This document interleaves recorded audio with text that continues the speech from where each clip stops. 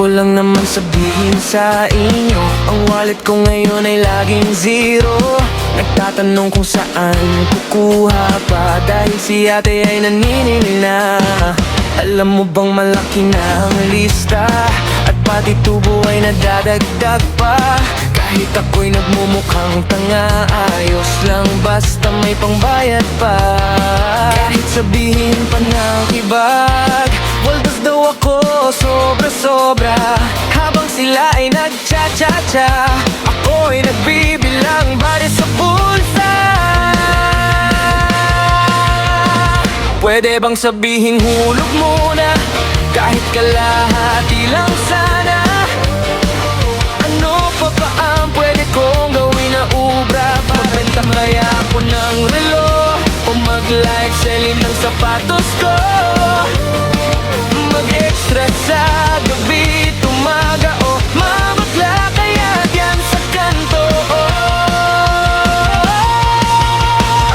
Pautang mo, pahiram muna, bayad ko sa Lunes ha. Ano bang gusto mong collateral para maniwala ka? Pautang mo, pahiram muna, may resibo akong dala. Bigyan mo naman ng palugit ang bulsa ko, sinta. Alam mo bang wala nang masasakit kaysa sa due date na malapit?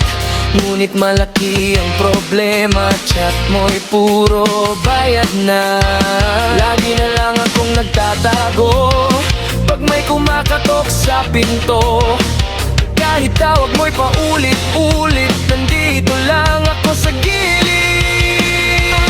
Pautang mo, pahiram muna, bayad ko sa Lunes ha. Ano bang gusto mong collateral para maniwala ka?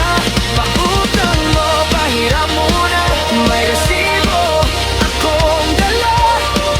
Bigyan mo naman ng palugit ang bulsa ko, sinta.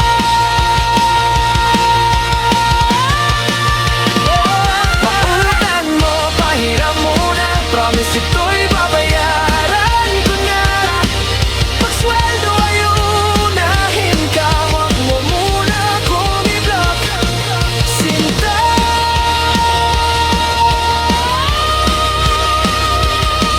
Bigyan mo naman ng palugit ang bulsa ko, sinta.